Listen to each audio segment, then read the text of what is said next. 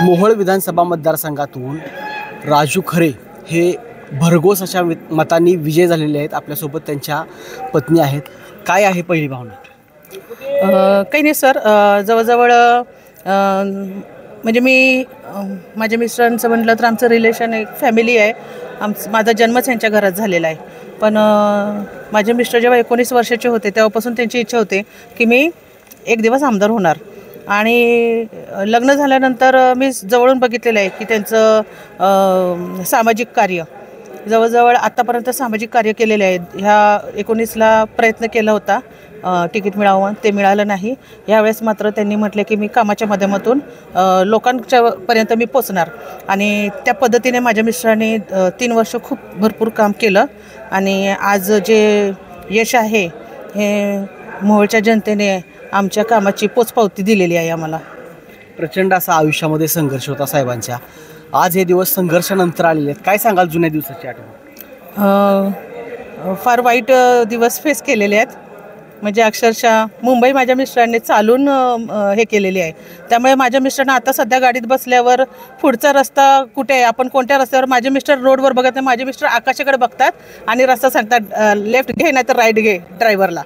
म्हणजे एवढे माझ्या मिस्टरांनी मुंबईचे पूर्ण रस्ते चालून हे केलेले आहेत। म्हणजे त्यावेळेस खिशात पैसे नसायचे बससाठी, रिक्षासाठी, असे आम्ही दिवस वाईट हे केलेलं फेस केलं। अगोदर देखील पंढरपूरमध्ये तुम्ही राहिला होता, पंढरपूरमधून स्थलांतर झालं, तो काय सांगा?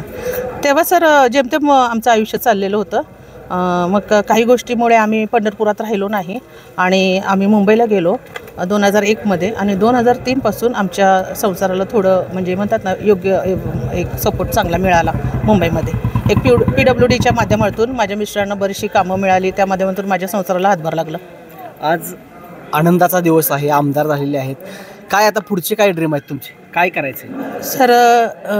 हा सगळा श्रेय हे सगळं हे मोहोळच्या मतदारांचं आहे।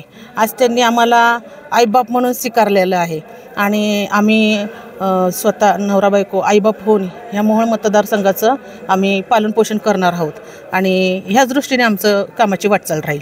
काय काय कामं प्रामुख्यानं तुम्हाला जाणवली? तुम्ही मोहोळमध्ये फिरला आता या निवडणुकीमध्ये, काय काय करणं अपेक्षित आहे?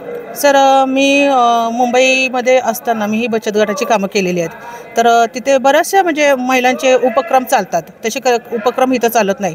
मी जानेवारीमध्ये महिलांचे हळदी कुंकाचे कार्यक्रम घेतले, पण त्या कार्यक्रमामध्ये मला असं जाणवत होतं, महिला म्हणत होते असा कार्यक्रम आमच्यात कधीच झालेला नाही। आम्ही पहिल्यांदा घराच्या बाहेर आलो, आम्ही पहिल्यांदा हे हळदी कुंकू हा काय असतो घरगुती आम्ही फेस केलेला आहे, आम्ही एन्जॉय केला आहे, पण आम्ही बाहेर येऊन हा पहिल्यांदा आम्ही हळदी कुंकू साजरा करतोय।